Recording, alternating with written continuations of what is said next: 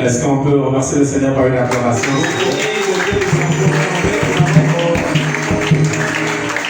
Alors on va se lever. Parce que nous allons commencer un nouveau sujet qui est seulement la continuité de ce que nous avons étudié. Nous allons lire dans Jean 19, verset 30.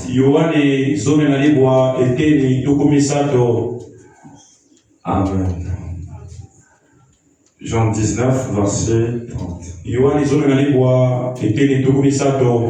Quand Jésus eut pris le vinaigre, il dit, tout est accompli. Et baissant la tête, il rendit l'esprit. Rien d'impur n'entrera dans le royaume de Jésus. C'est l'amour parfait entrera dans le royaume de Jésus. Rien d'impur n'entrera dans le royaume de Jésus. Oh oui, entrera, oh oui, dans le royaume de Jésus. Amour, amour,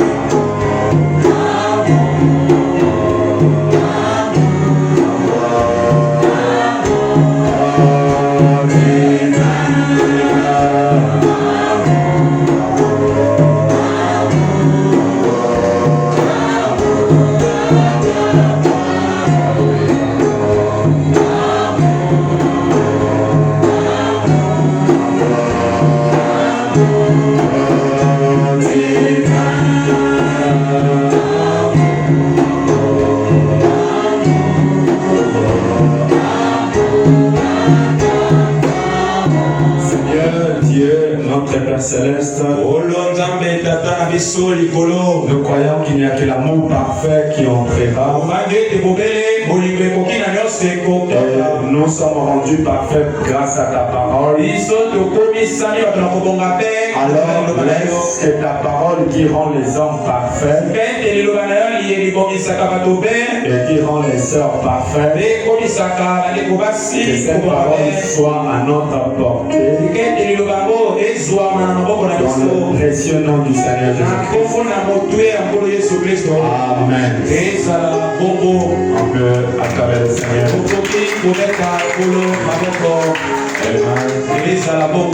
Je tiens avant tout de remercier l'Église pour votre coup de main.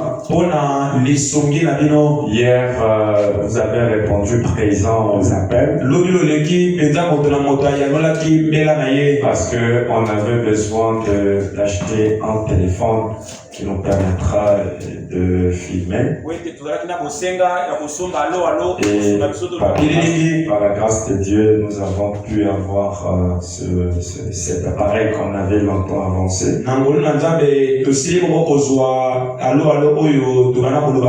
Je tiens à remercier tout le monde pour votre participation. Merci à frère Rodi et à frère Cephas. Ils ont disposé du temps pour aller le fouiller. Que Dieu les bénisse richement. Dieu aime lorsque nous sommes importants pour son royaume. Amen. Amen. Sans plus tarder, nous allons commencer. Nous allons parler sur le mystère de la croix. C'est un sujet qui est très profond, qui est la continuité de ce que nous avons enseigné. Et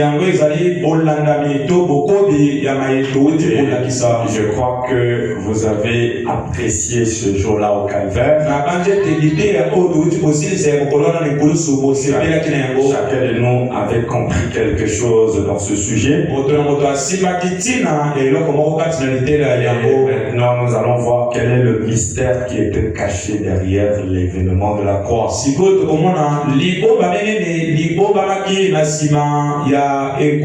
Est-ce que vous êtes prêts à recevoir ce mystère?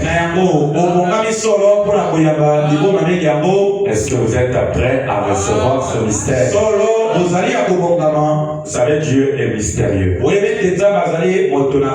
Il fait des choses aussi mystérieusement pour un peuple mystérieux qui ont la capacité de saisir les mystères. Alors, dans Jean 19, que nous avons lu, la Bible nous a dit que Jésus, après avoir pris du vinaigre, il s'est écrié « Tout est accompli ». Ça, c'est la parole du Maître. Il a dit « Tout est accompli ».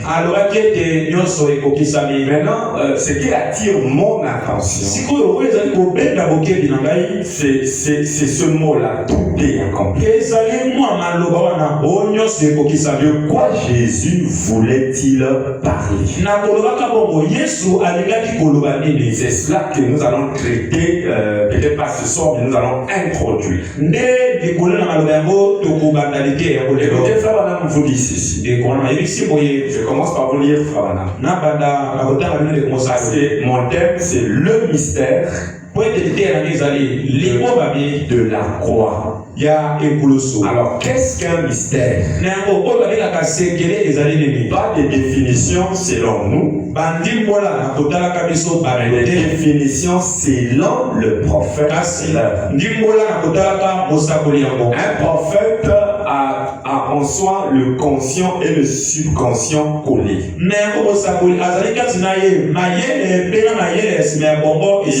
Il a la capacité de recevoir ce que Dieu lui dit et de le dire. Et il est important pour nous de nous appuyer sur les déclarations d'un prophète. Parce que chaque déclaration d'un prophète a une vibration spirituelle. Derrière le Père et derrière le fait de dire tout est accompli, nous savons que derrière cette parole, il y avait une intelligence. Derrière cette parole, il y a un esprit. Alors nous sommes censés décortiquer cela. Alors je vais d'abord donner la définition d'un mystère. Donc messieurs, est-ce le signe de 62 vers la fin? Donc, 62, il descend juste vers la fin. C'est là la fin. Je vais vous donner ça. Ces moments vous aider, ça vous aide à apprendre des citations. Il y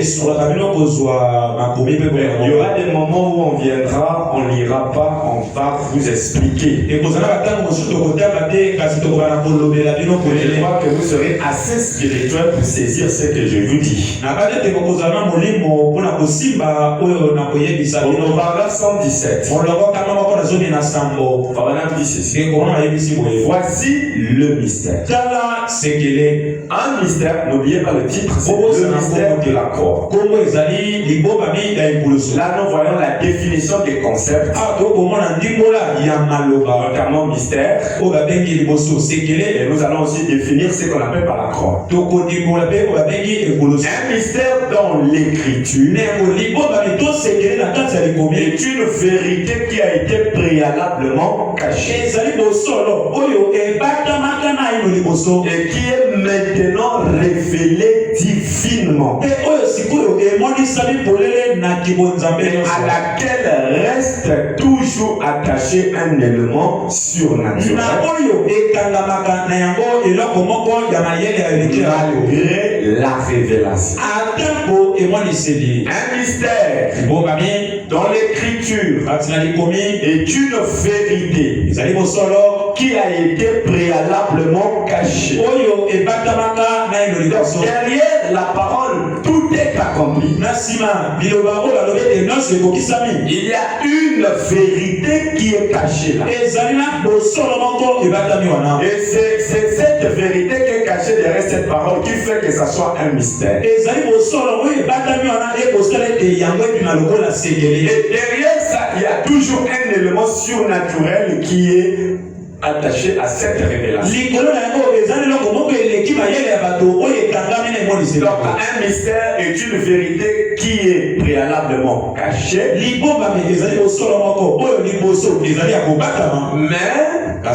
mais qui est maintenant révélée malgré sa révélation. Il y a un élément surnaturel qui est rattaché à ça. Voilà ce qu'on appelle par un mystère. C'est une vérité que Dieu a cachée. Et Dieu vous révèle cette vérité. Et en vous révélant cette vérité, il cache un élément surnaturel. Vous voyez que les mêmes brochures ici, les pasteurs de Déno lisent ça. Ils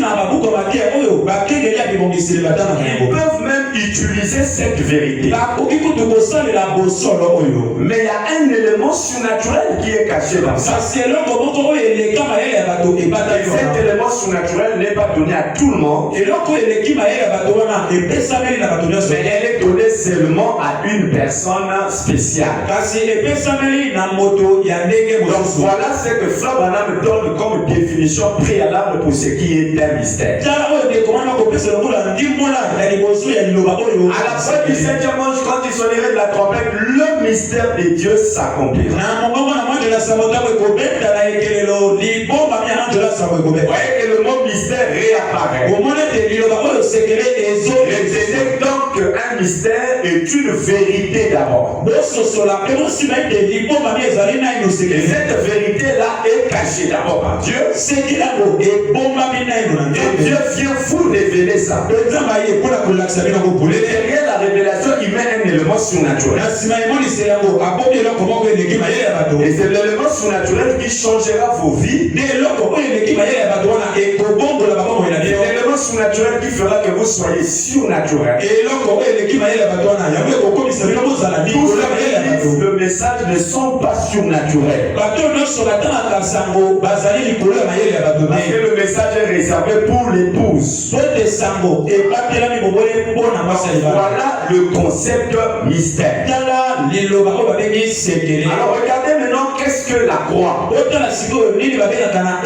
La croix en elle, tout le monde peut donner une définition. Nous savons qu'à la croix, il y a eu un événement naturel qui s'est passé là-bas. Et cet élément naturel qui était lié à la perte d'une vie. Et cela s'est produit dans les années 30. Dans les années 30, il y a eu un événement capital. C'était la mort d'un homme sur la croix. Et cette mort-là a pour nous une grande signification. Donc voilà les deux concepts pour lesquels j'ai donné les définitions des mots. Le mystère et la croix. Parce que notre terme c'est le mystère de la croix. Je peux venir ici prêcher, qui est une bonne chose. Le frère Madame va nous dire ceci, qui est une écriture, je vous l'ai déjà lu. Il dit que ce jour-là au calvaire, il dit le calvaire a été si important au point que nous devons nous rappeler du calvaire tous les chaque jour nous devons nous souvenir du calvaire. Et ce qui est parfait, il dit les prédicateurs l'ont prêché. Les prédicateurs ont prêché là-dessus. Depuis l'aube du temps, les chanteurs ont chanté au cours des âges. Les prophètes ont prédit la chose 4000 ans avant que cela n'arrive. Et les prophètes d'aujourd'hui ont montré où cela s'était passé. C'est un jour si important. C'est un jour tellement important que les prophètes l'ont prédit. Ce jour-là au calvaire qui a donné naissance à la croix était tellement important au point que les chanteurs l'ont chanté. Les prophètes l'ont prédit 4000 ans avant. Je vous ai toujours dit que le système bilaire de la terre, Dieu l'a fait dans un système de 2000 ans. À Noé, il y a eu 2000 ans. Et de Noé à Jésus, il y a aussi eu 2000 ans. C'est ce qui explique les 4000 ans de prophétie qui avaient été faites avant. Vous êtes avec moi? Il dit que les prophètes l'ont prédit 4000 ans avant que cela n'arrive. Avant que l'événement de la croix n'arrive, il dit les prophètes l'ont prédit 4000 ans avant. Parce que cela était un événement important. Et pour nous les chrétiens, nous devons nous rappeler de ce vendredi saint tous les jours. Et ceci ne peut pas être seulement l'objet d'une prédication. Parce que Branham dit que si Dieu vous a appelé à prêcher, il mettra en vous ce qu'il faut pour prêcher. Et s'il en dit en vous, s'il vous emmène pour enseigner, il mettra en vous les qualités ou les compétences qu'il faut pour l'enseignement. Branham dit que l'enseignement est important parce que l'enseignement est la colonne vertébrale d'une église. Est-ce que vous êtes avec moi? Non, je ne vous sens pas. Vous êtes avec moi? Il dit l'enseignement est la colonne vertébrale d'une église. Moi, William Branham dit, j'aime les pasteurs. Parce qu'un pasteur a reçu cette recommandation et cette capacité de porter les fardeaux. Et Dieu a fait de lui gardien des troupeaux. Il dit, j'aime un apôtre parce que c'est un missionnaire, un visionnaire. Il dit, un apôtre est spécial pour l'ordre. Il dit, j'aime les docteurs parce qu'ils sentent quelque chose de spécial, parce qu'ils aiment enseigner. Les évangélistes sont importants car ce sont des boules de feu qui emmènent l'église dans la culpabilité à la repentance. Parce que votre prophète reconnaît que les 5 ministères sont importants pour l'édification du corps de Christ. Écoutez ce que William Branham dit. En 1960, l'épître aux Éphésiens qui est comparable au livre de Josué. Est-ce que vous êtes avec moi? Ce que je veux vous dire, c'est que le mystère de la croix, c'est un mystère qui a en soi besoin d'un enseignement. Vous devez être enseigné sur ces choses. Afin pour vous d'avoir les détails du plan de la rédemption. Est-ce que vous êtes avec moi? Écoutez, au paragraphe 6, William Branham dit, enseigner la Bible généralement, c'est un peu délicat. C'est un peu, vous savez, comme de s'aventurer sur un terrain glissant. Comme on le dit. Mais nous pensons que peut-être au point où nous en sommes,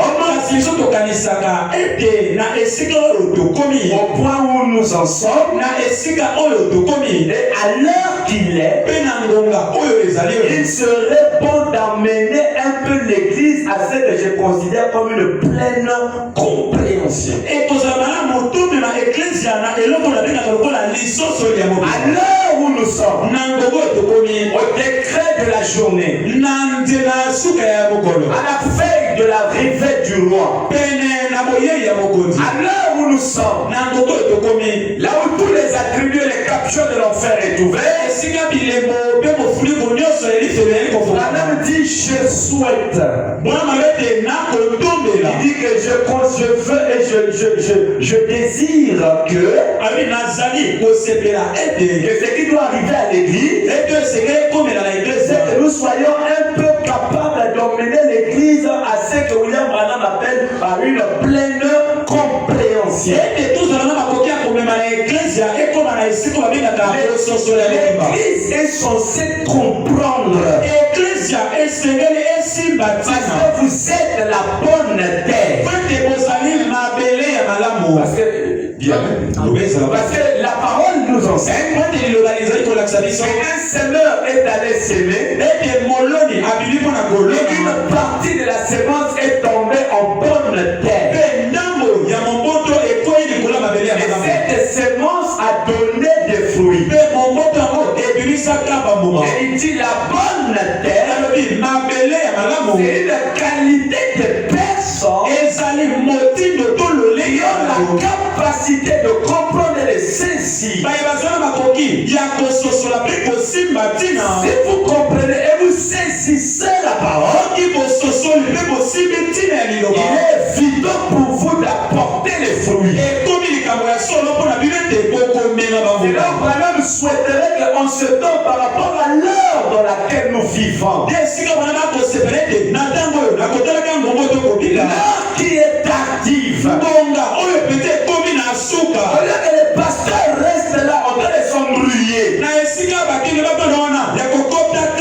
Ils devaient travailler durement afin d'emmener l'église à ce que Branham appelle par la pleine compréhension. Si un enfant n'a pas compris la leçon, la Peut-être qu'il était distrait. Lorsque l'enseignant enseignait, peut-être qu'il était distrait.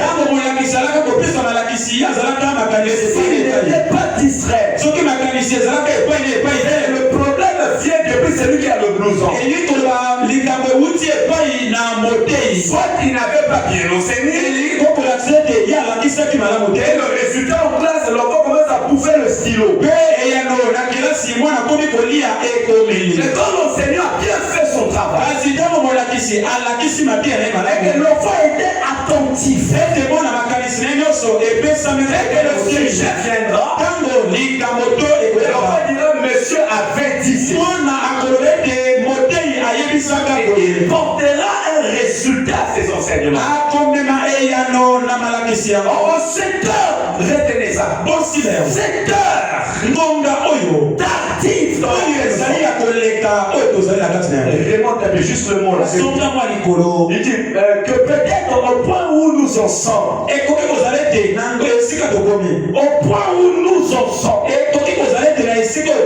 nous sommes dans un point où tout peut s'arrêter à n'importe quel moment. Peut-être que c'est la dernière prédication, je ne sais pas.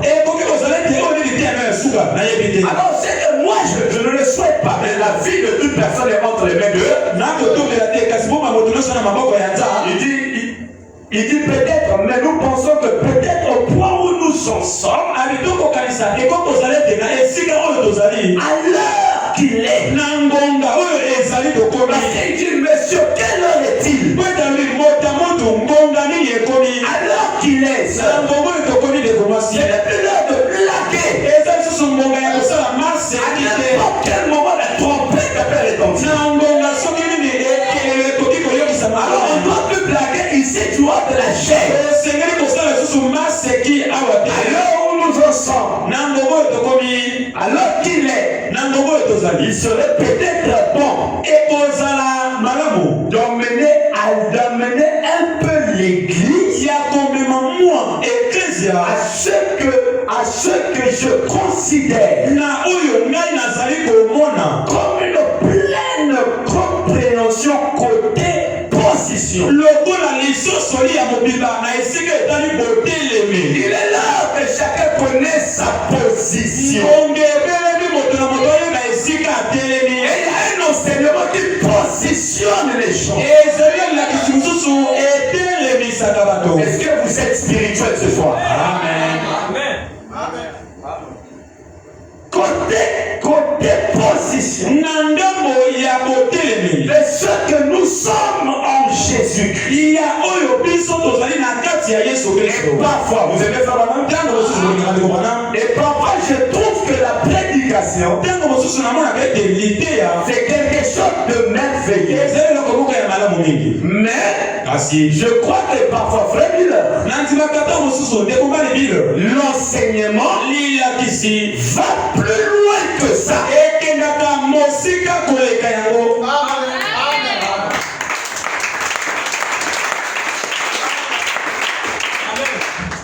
Écoutez, frère, il n'est pas seulement question de répéter Branham, mais en train de le faire. Alors vous parlerez le même langage. Il est peut-être à l'heure tardive où il est. Il serait important d'emmener l'église à ce que je considère comme la pleine compréhension côté position. Jésus-Christ. Je crois que la prédication est une bonne chose. Il dit frère Miller, moi je dirais frère Genov. Est-ce que vous êtes d'accord avec moi que la prédication est une bonne chose? Mais l'enseignement va un peu plus loin que la prédication. Il dit, ça va plus loin que ça. Particulièrement pour l'église. Généralement, la prédication attrape le pécheur. et le culpabilise par la parole. Mais l'enseignement place l'homme dans sa position. Je ne vous sens pas. Soit vous êtes venu pour la parole, ou soit vous n'êtes pas là pour la parole. Vous êtes d'accord avec Frère Branham? Généralement, la prédication culpabilise. Culpabilisera un mortel. En lui disant que si tu bois, tu es un pécheur. Il est culpabilisé. On n'est pas contre ça parce que ça fait partie des 5 ministères. Mais cela ne le positionne pas. Mais s'il y a un enseignement derrière cela, qui est la cause